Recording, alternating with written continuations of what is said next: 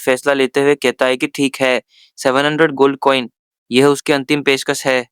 इस रकम को सुनकर एमालिया काफ़ी खुश हो जाती है। जूल बताती है कि यह रकम उनके बजट से ज़्यादा है, लेकिन स्थिति को देखते हुए ये फैसला लेना पड़ा।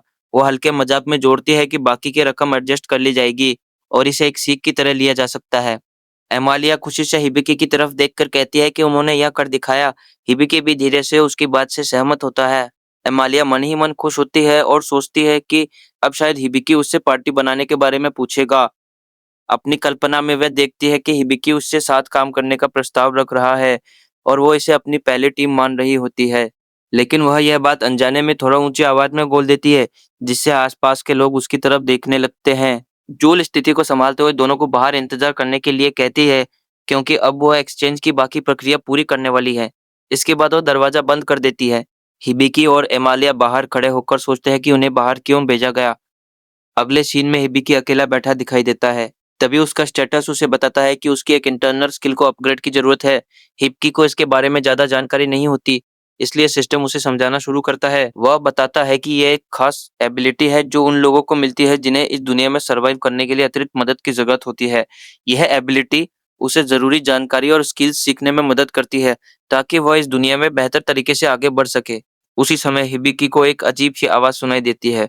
वह इधर-उधर देखकर पूछता है कि कौन है, लेकिन उसे समझ नहीं आता कि वो आवाज़ कहाँ से आई। हिबिकी सोचता है कि कोई अदृश्य शक्ति उसे गाइड कर रही है, जिसकी मदद से वह अब तक सुरक्षित आगे बढ़ पाया है। वह आभार व्यक्त करता है और उसी समय एक रहस्यमयी आवाज़ प्रतिक्रिया देती है, जैसे वह उसकी बात सुन रही हो। यह सुनकर हिबिकी चौंक जाता है और सोचता है कि उसने यह आवाज़ फिर से सुनी। तभी वो आवाज़ धीरे से खुद को एक ऐसे अस्तित्व के रूप में परिचित कराती है जो उसकी मदद कर रहा है।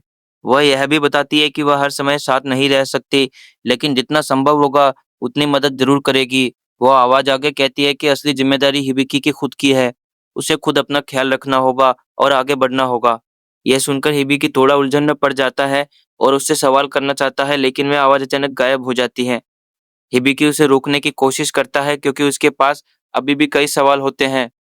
इसके बाद उसका स्टेटस समझाता है कि जैसे-जैसे उसकी ट्यूटोरियल स्किल का लेवल बढ़ेगा, उसे मिलने वाली गाइडेंस धीरे-धीरे कम होती जाएगी।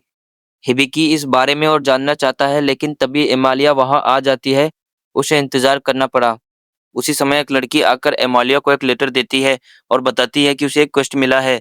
लेटर पढ़ने के बाद एमालिया हिबिकी को बताती है कि उसे तुरंत अपने होम टाउन जाना होगा और वह इस अनुरोध को नज़रअंदाज नहीं कर सकती। वह यह भी कहती है कि वह उसे अपने साथ नहीं ले जा पाएगी। यह सुनकर साफ हो जाता है कि अब हिबिकी को आगे का रास्ता खुद तय करना होगा, जैसा कि उसके स्टेटस ने पहले ही संकेत दिया था। इसके बाद सीन बदलकर एक डंजन की तरफ चला जाता है, जहां एक किरदार गहराई में जाकर अपने मैजिक आर्टिफैक्ट की मदद से कुछ खोज रहा होता है। दूसरी तरफ एमालिया हिबिकी से पूछती है कि क्या वह सच में ठीक रहेगा। इस पर हिबिकी उसे भरोसा दिलाता है कि वह संभाल लेगा और उसे उसकी चिंता करने की जरूरत नहीं है। हिबिकी कहता है कि अब उसे चिंता करने की जरूरत नहीं है। वह अपने मन में सोचता है कि एमालिया पहले ही उसकी काफी मदद कर चुकी है, इसलिए वह उस पर और बोझ नहीं डालना चाहता। तभी एमालिया बताती है कि उसने जूल से कहा है कि वह उस पर नजर रखे, इसलिए सब ठीक रहेगा। वह उससे पूछती है कि अब वो आगे क्या करने वाला है। इस पर हिबिकी बताता है कि वह एक एडवेंचरर बनने की कोशिश करना चाहता है और उसने देखा है कि कुछ ऐसे क्वेस्ट भी होते हैं जिनमें सीधे लड़ाई की जरूरत नहीं होती। यह सुनकर एमालिया उसे सावधानी बरतने की सलाह देती है और कहती है कि उसे जल्दबाजी नहीं करनी चाहिए। एमालिया उसे बताती है कि अगर वह चाहे तो उस जगह पर रह सकता है जहां वह खुद ठहरी हुई थी। फिर वह उसे एक मैप देते हुए कहती है कि वह स्माइलिंग गॉडेस इन में तान्या के बारे में पूछ सकता है। वह यह भी कहती है कि वे जल्द ही फिर मिलेंगे। हिबिकी इस बात से थोड़ा उदास नजर आता है। एमालिया उसे समझाती है कि अगर वो कहीं दूर जाने का प्लान बनाए तो जून को जरूर बता दे और वो फिर से उससे मिलने आएगी।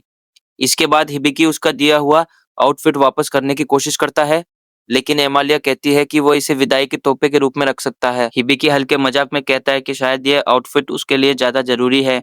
ये सुनकर एमालिया मुस्कुराते हुए उसे अलविदा कहती है और जल्दी से वहां से चली जाती है। हिबिकी भी अपनी राह पर आगे बढ़ने लगता है।